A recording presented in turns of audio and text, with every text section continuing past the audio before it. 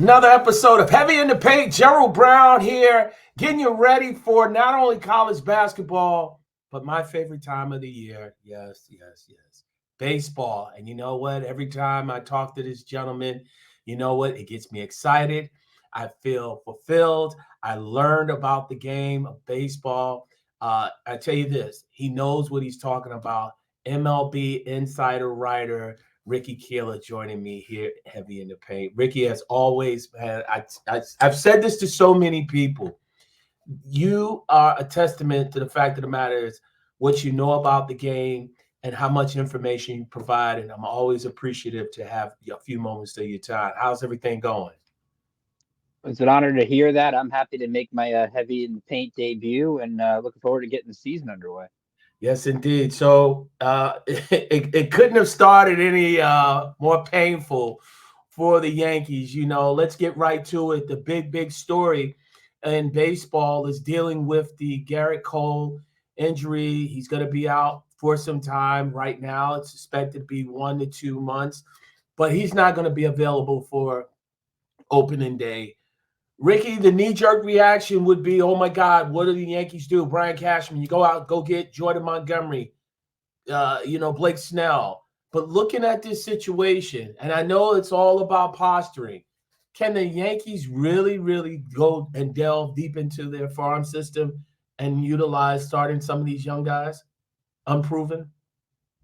I think that's the only option they have, Gerald. I don't see that this team.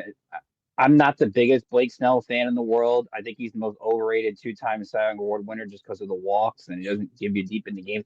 That's probably the only guy I would legit go after because let's be honest, Jordan Montgomery is not coming back to New York, especially the way he got let go from the Yankees saying you can't pitch in the postseason.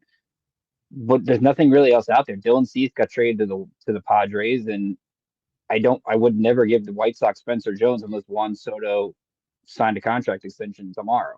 So that they have to kind of balance this out, and I don't know where they go really because if you sign Blake Snell, you're paying double with the luxury tax, and he's not signing a short term deal. Scott Boras isn't going to allow that. If it's only 1 to 2 months, the Yankees should be thrilled. But if the report is at least 1 to 2 months, they're just going to need guys to step up, and mainly the one guy would be Carlos Rodon. I mean, he looked good today, but I don't really. You can't replace Gerrit Cole. Your only hope is that other pitchers just step up and deliver, or this offense just rakes for the first half and tries to keep them in it. Yeah, it's interesting because I think Scott Boras, his narrative has always been like he's going to be the guy that's going to raise the amount, raise the prices. His clients always get top dollar. And I thought it was so interesting in this MLB free agency off season how, who knows, the owners finally decided to say, you know what, we're not going to overspend for Jordan Montgomery as well as we're not going to overspend for Blake Snell. And we witnessed this free agency period, and yet here we are with the season right around the corner. And it almost, in a sense, a game of chicken because conventional wisdom would say, you know what, Scott Boras is going to have to cave in. We witnessed Cody Bellinger cave in because, look, if this was positional players, yeah, they could pretty much get, couple of extended days of a couple weeks of extended practice and stuff, training camp, spring training. But you're talking about pitchers, and they're creatures of habit. To already have these guys this late juncture, they're inevitably not going to be out there pitching on the first week or so for whatever team that they sign. But are you surprised that Montgomery and Blake Snell haven't signed with a team? And is this just a proverbial feeling around the league like these guys are not worth the amount of money that they were seeking? I'm surprised that Dylan Cease got traded before they got signed. I'm not shocked. I'm shocked they got to mid March. I wasn't shocked they got to spring training without a deal. I think the problem that baseball has is you have not a lot of most of the teams have X amount of money. You think about all the regional sports network where some of these teams don't know how much they actually have to spend, and then other teams have already made their big moves of the winter and don't have much money left. I think you look at a team like you could go beyond the pitchers. How does JD Martinez not have a team when he's only looking for a 1 year deal to be a DH? But on the pitching side of things, it is complicated. But at the same time, you're still in this grand scheme of things, or how many teams are actually looking to win. Like you look at Blake Snell, let's take him for example. Giants and Angels, let's say out west. But are the Giants a Blake Snell away from winning a World Series? No. Are an Angels Blake Snell away from winning a World Series? Definitely no. Those guys seem to be the missing pieces for teams, not exactly guys you would look to add to make your team better. Let's look at a team like the Orioles, who just traded for Corbin Burns. You can't tell me Blake Snell or Jordan Montgomery doesn't make them that much better. And it's just kind of surprising that yes, it's Scott Boras, and yes, he usually wins with his clients, but there's not a team out there that says, "Hey, let's go for it." I'd rather a team that maybe isn't close still try to make your team better on the contending surface to compete for a playoff spot. But it seems with the lack of regional dollars and how easy it seems to get in the playoffs now, the teams don't really make that gamble to go for it because you could win mid 80s games and sneak into a playoff spot. So I think they're going to be waiting a while, and that's a danger to their health too. Because now the longer you wait, what are you really going to get for these guys first year on a prorated deal? It's not exactly something you could bank on. Yeah, and that's the thing, Ricky. I was really surprised by it because you would have thought, okay, when Lucas Giolito with the Boston Red Sox, that had an injury. I thought that you know what, this Red Sox would just say, hey, sign the blank check, get the blank check, make it out. Jordan Montgomery, come back here. You thought that was a foregone conclusion. They haven't done so. And that's why, going back to the Yankees with this Gerrit Cole information, yeah, a lot of the Yankee fans would say, yo, just go get these guys. But you're right, where you have to demonstrate patience. And honestly, the longer this goes, what type of deal do you think these guys will get? And how much of an impact do you think that this will have on next year's market for, guys like, Scott Boras's clients, with the exception of Juan Soto? Well, next year's market for starting pitching is a lot different, especially now that Zach Wheeler's off the board, signing that extension with the Phillies. You're looking at Walker Buehler's going to be coming off Tommy John, Max Fried. Met fans will say, hey, look, Max Scherzer and Justin Verlander are available. But as you're seeing, those guys are broken down. So there's not really a lot. Corbin Burns is going to be another guy, but the Orioles got new ownership. They'll probably, I would think, to give him big money. So the starting pitching market isn't as strong as it seemed to be on the surface. Like Aaron Nola stayed in Philadelphia. Like you're right on the Red Sox. Jordan Montgomery is local from that area. You can't tell me the Red Sox can't get him and just put a favorable pitcher next to Brian Bayo in that rotation, and they won't do it. I think Snell will get maybe not what he wants, but kind of close because, again, I don't think Scott Boras is going to allow a 2-time Cy Young Award winner to settle for less. I think eventually somebody's going to give him the money. I don't know who it is. Jordan Montgomery's an interesting case. He pitched well for Texas down the stretch. You kind of know what you're going to get. With teams with Snell, you're paying for potential. Montgomery, you're kind of just paying for results. And St. Louis would be good for him, but the Cardinals spent so much on Sonny Gray and Lance Lynn and those guys. Are they going to really put another pitcher into that market? I don't really know where their suitors are. And I think they're waiting for injuries. And you would think Gerrit Cole would be the one, but I think more likelihood it's one of the things you can't replace a guy like that. Like you'd have to if the Yankees wanted to replace Cole, you would sign both of them. And Hal Steinbrenner's not going to do that, nor should he.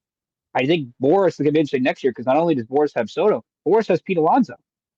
And Pete Alonso is going to be a guy that he's going to want big money, and Bellinger, the first baseman, couldn't get it. What's Pete Alonso going to get if he doesn't get it from the Mets?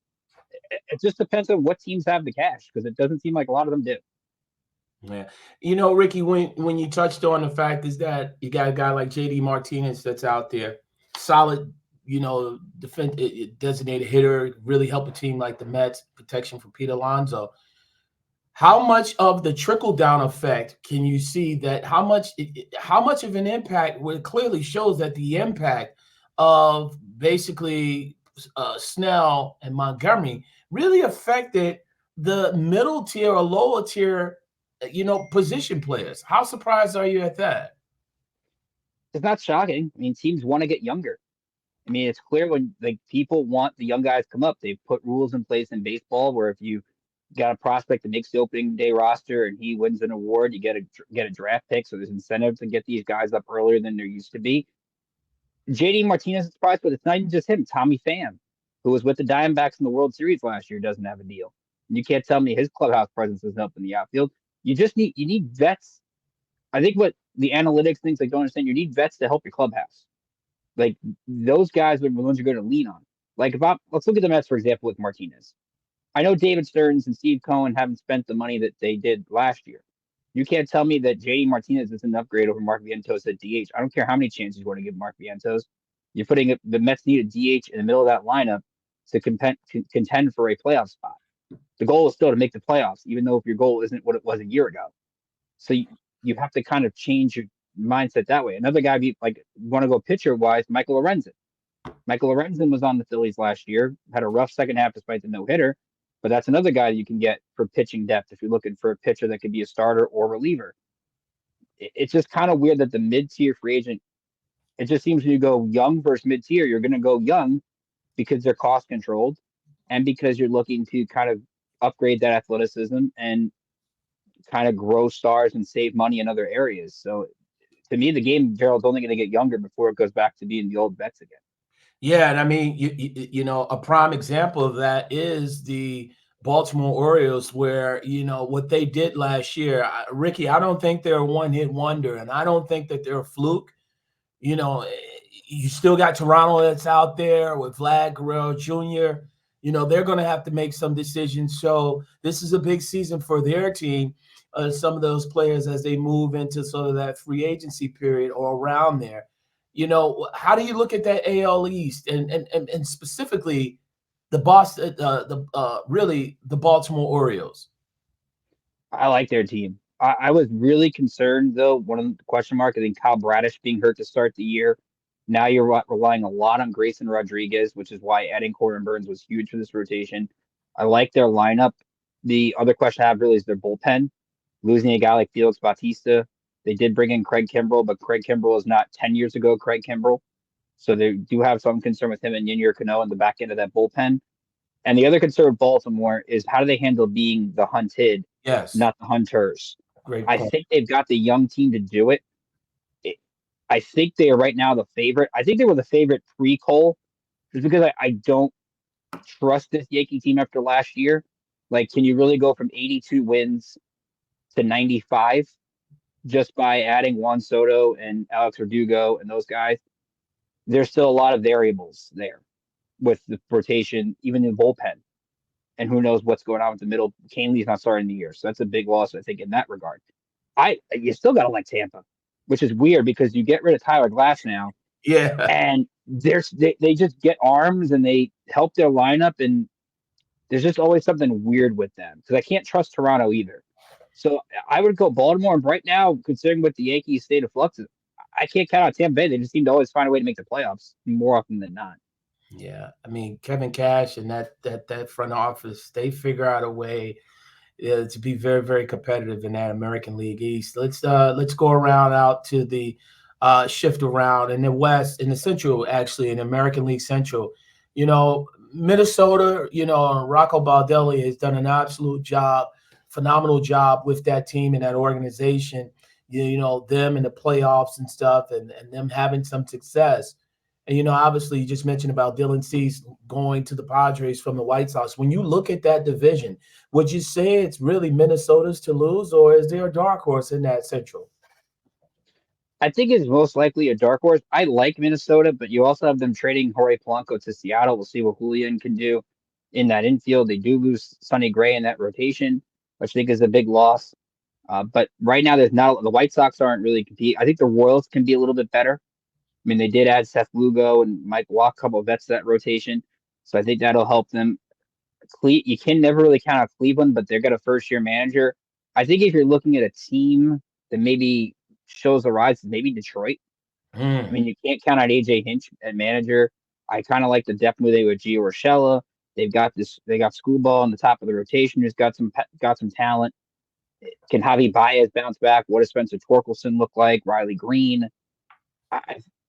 I think Minnesota's the favorite. It wouldn't shock me though if somebody came out of nowhere and made it interesting. I think Cleveland's most intriguing team because Cleveland just seems to find a way to patch things together.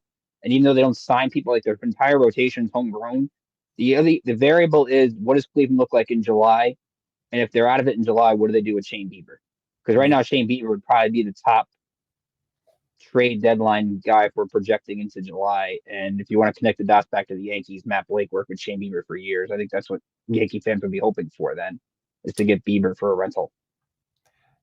Baseball analyst Ricky Keeler joining me here. Gerald Brown, heavy in the paint. Let's go AL West. You know, it's been dominated by Houston Astros. Dusty Baker has decided to step down. He's retired. We know the Angels are in the flux. I still think that, you know what, Ricky, to this day, Artie Moreno, God bless him, but there's no way in the world you let Shohei Ohtani leave that organization without getting some type of compensation. They didn't trade him. Oakland is still trying to figure out where they're going to be playing their baseball long term, if it's going to be Vegas. And Seattle, it's been always a struggle. Texas won this World Series. When you look at this division, is it now up for grabs, or is it obviously still a division that Houston will dominate? I think the big variable is Texas's rotation health. I mean, you're already starting the year without Tyler Mahle, who they got in the offseason. Scherzer's out till the All-Star break. DeGrom's out till the All-Star break. So I think for Texas, it's all about survival. If they can get to that second half still in contention, they're only going to upgrade guys. The Houston adding Josh Hader, I think, is big because now you've got Presley in the eighth, Hader in the ninth. They Yeah. still have that lineup. I know they have Dusty Baker's no longer managing there, but they still have the pedigree. They seem to beat it every year. I think the wild card Seattle. Their rotation with Logan Gilbert in the mix, Luis Castillo, they've got a lot of young talent there. And Scott Service being on the hot seat, you've got Julio Rodriguez, the centerpiece of that lineup. Jerry DiPoto always seems to make these weird kind of moves. I would pick the Astros right now. I think Seattle though would be a team that if they're gonna do it, they're gonna have to do it this year, or they're gonna have to kind of make changes elsewhere. Angels, I think if I'm Mike Trout, I'm trying to get out, but Mike Trout seems to want to stay there. But there's really nothing for him there if he wants to contend and help his legacy in any way. I Yeah. think Houston's the favorite, but Seattle and Texas wouldn't surprise me if they won this division. I think it's close, but can't count the Astros.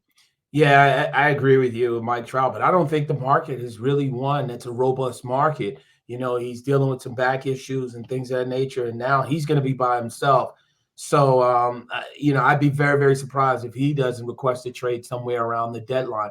But I don't know how much he would yield in return, just simply because of the wear and tear that's been on him. Let's go to the National League East. When I look at this division, Atlanta has been an incredible regular season team. They've always had stockpile, their arms, a lot of young talent, Ronald Acuna Jr.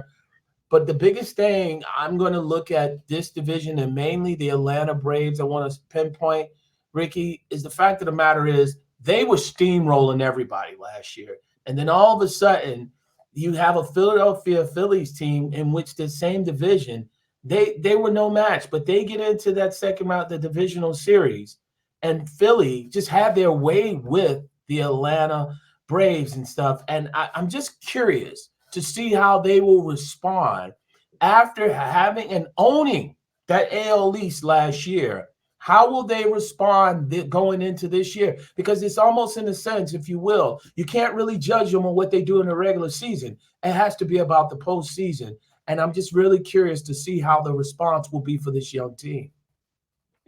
Yeah, I don't worry about Atlanta in the regular season. It's like you said, it's the playoffs. I mean, this is the Brave team that's loaded, and adding Chris Sale, if they get anything out of him, I mean, that's a big X factor in that rotation. Their bullpen's set, their lineup's good. Philly just has a number in the postseason because I think they're a team built for the playoffs. The only question I have with Philadelphia is who's closing games. They have Alvarado there. You could throw a couple other relievers in the mix. They don't have a set closer. And I think that would be one of those things to keep an eye on. Like I thought they would land Hader myself, but I still like their lineup. They extend Wheeler with Nola. Ranger Suarez stepped up in that rotation.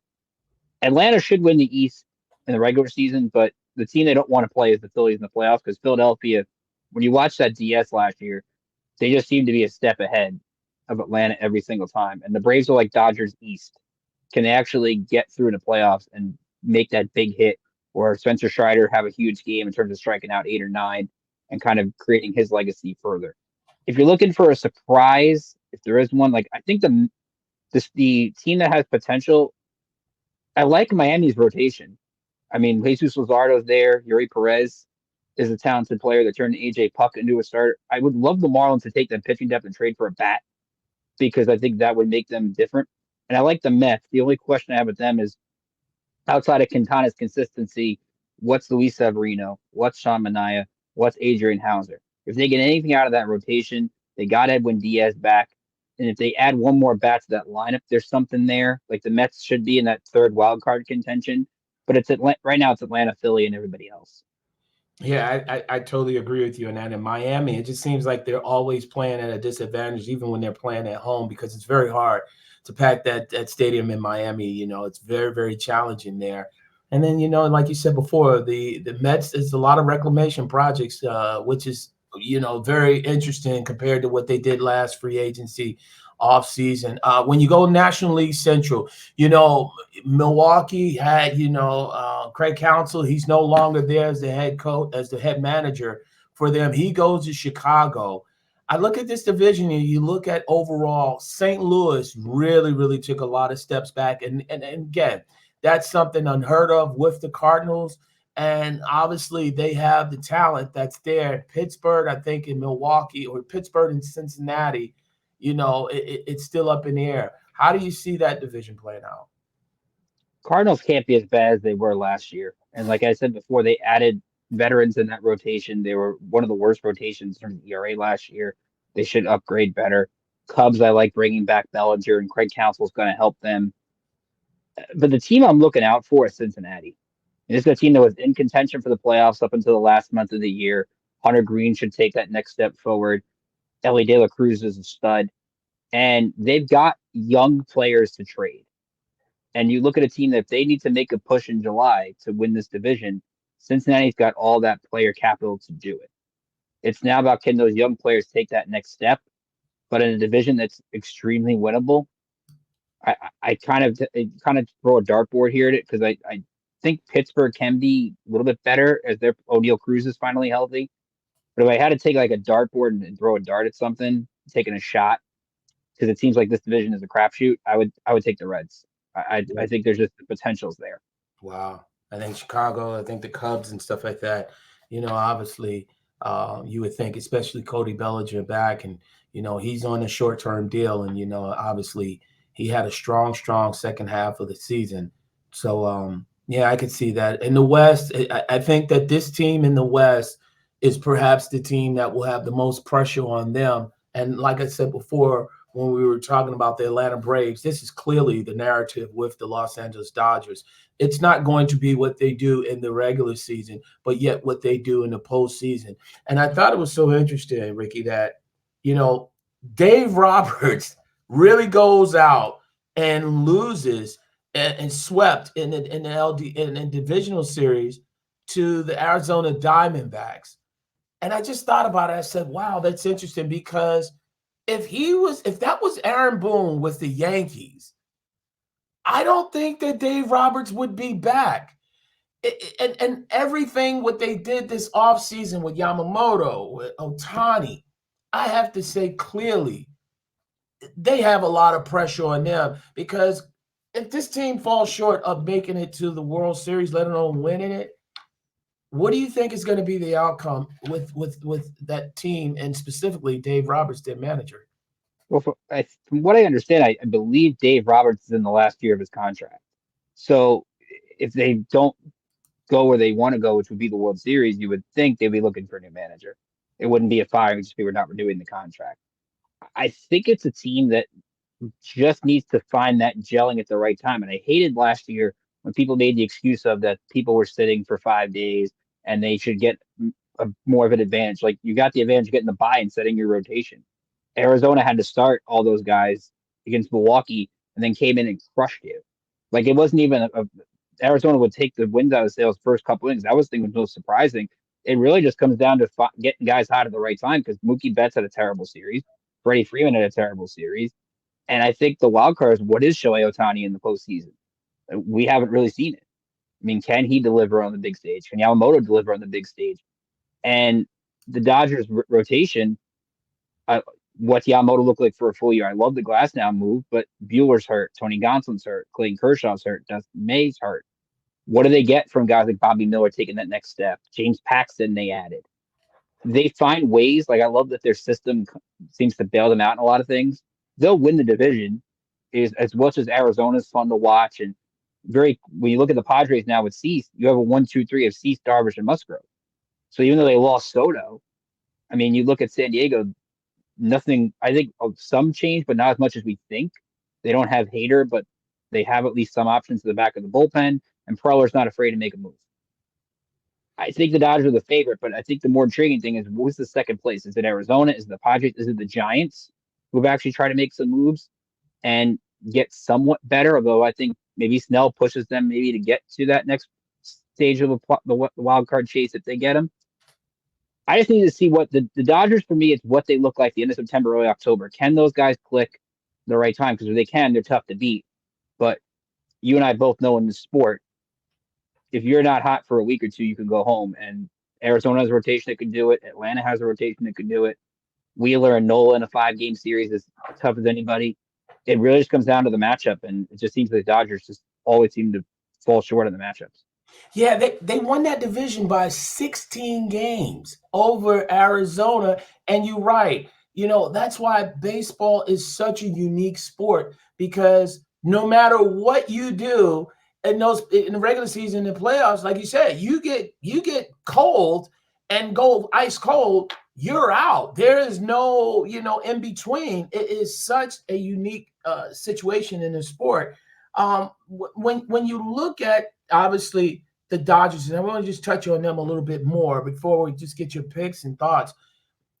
When I look at the Dodgers, is it safe to say that perhaps they might just be bored because of the lack of pushback? Like everything we thought was supposed to be San Diego. San Diego now, it was supposed to be, look, San Diego is going to be the rival. Machado, Soto is there, all these factors, and yet they came up short. And now you had Arizona that fell in with 16 games, and they finished in second. Do you look at perhaps the Dodgers' biggest problem is the fact of the matter is there's a lack of competitiveness within their division? Yeah, how do you generate buzz through a full year? And I think maybe getting swept by Arizona might be a blessing in disguise because now you're pumped up for those Diamondback games a little bit more, and that you'll bring that energy in there. I think maybe adding Ohtani and Yamamoto, maybe and Glass now, and even Teoscar Hernandez. Now you have guys that are not used to what the Dodgers have done, and maybe adds a different kind of juice to this team this year. But going at it for 162, every team is going to go through those moments where the season you just hit a lull, and the Dodgers lull always seems to be late September, early October. That you rarely ever see them get cold in the middle of the year unless they get injured. I mean, last year their game 2 started with Bobby Miller. If you're bringing everybody back, and now you have Glass now, Yamamoto, Kershaw, maybe even Bueller, it changes things. Like the Dodgers team now is not the Dodgers team that looks like at the end of the year. They're going to make moves and change things. It's just a matter of managing the season to get hot for 2 weeks. And I don't think like people want to change the rules last year because home teams are losing. The wild card teams, they have it harder than ever to win a best of 3 and then go on the road. What do you want? Do you not want to buy? Because I mean, I hated when the COVID year when they did the 1 versus 8. All right, so I'm going to play 60, 80 games and not get a buy. What the teams just want to buy into the championship series because you're not getting that. Like you get games at home for a reason. It's just about finding that form, and maybe Roberts changes something up. It's tough to see the team not win it, but I mean, if it's the Dodgers versus the Braves in the championship series, let's say you have 2 teams that, yes, both have won World Series in the last 5 years, but it just seems they're both known for not getting the big moment as opposed to the former. Yeah. Ricky, before I let you get on out of here, get a couple of quick picks and stuff. I've said before that it's very, very exciting to all of us baseball fans that love the sport and follow it when you have a World Series with the Texas Rangers going against the Arizona Diamondbacks. But as a whole, for the sport itself, they lost money because, again, you had the East Coast tuning out. How much and how important do you think it will be that the league has perhaps a Yankees, Dodgers, or a Yankees and what I mean really, it's honestly Yankees, Dodgers, or again a prominent city, and it's no disrespect to any of the other cities, but really a major city and a rivalry that will engage the people on the East Coast as well as on the West Coast. Oh, I think the sport needs it. I was thinking about it today with the Cole injury, Gerald. You look at Cole out on one side and Senga out for the Mets. There's no ace in New York right now, and that's a big deal. Like, okay, who's the best starter in New York? Is it Jose Quintana? Is it Carlos Rodon? I mean, these are two big markets. I mean, Boston is not the team it once was. You Yeah, kind of need the Dodgers. You need the Phillies. St. Louis needs to bounce back. The Cubs need to bounce back. You have the White Sox selling.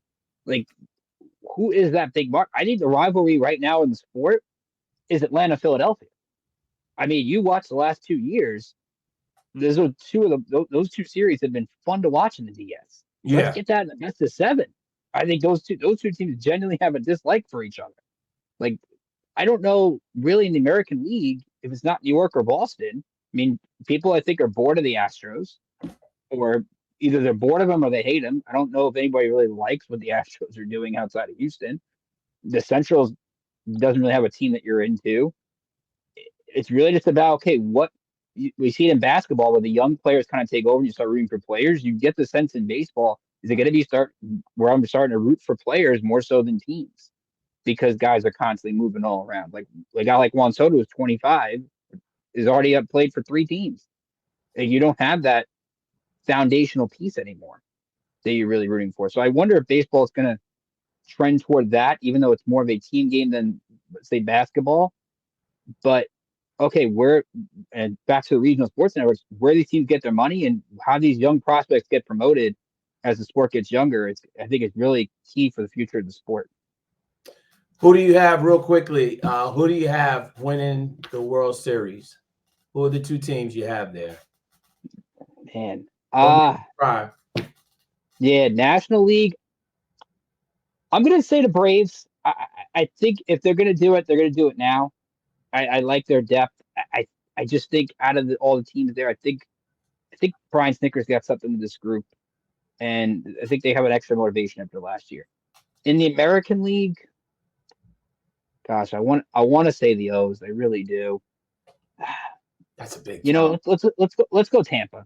I was high on Tampa. Let's go weird Atlanta Tampa World Series. I want to say Seattle would be one, but it just seems like the American League is really up for grabs, and I just don't trust the Orioles yet. As much as I love Corbin Burns, Burns very quietly has to answer questions for last year. He was not good in that wild card series against Arizona, and he's going to try to make a lot of money this year. So I'll go Atlanta. I'm not confident in it, and I'm sure it'll change weeks from now.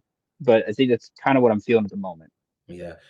Ricky, let everybody know where they can catch your work and everything that you have going on. Well, you can follow me on X at Rickinator555. It's at RICK letter I Nader Terminator 35.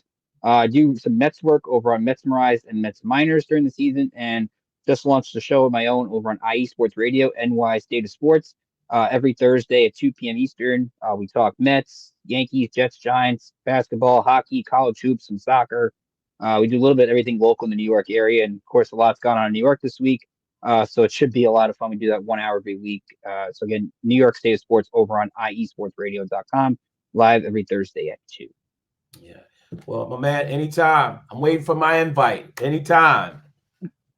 We got to get you on for we got to get you on for some Knicks. I think Yeah, I need. I want to talk baseball. I want to talk football. I want to talk all sports. I want to talk them all. I want to talk about my Yankees because again, it can't stand to have the We'll Yankees get. have another miserable I'll tell season. you what. We'll get you guest host in 1 week. We'll have to get you the guest host for the week. We'll have some fun. Sounds like a plan. Listen, Ricky, always appreciate you, my friend. Definitely appreciate the insight. I look forward to doing this again. All the best to you and yours. Appreciate the time. Same to you, my friend. Always a pleasure. Happy to come on the show, and our conversation always great. Looking forward to the next one. Absolutely. He's one of the best in the business. Ricky Keeler joining me here, heavy in the paint. Peace.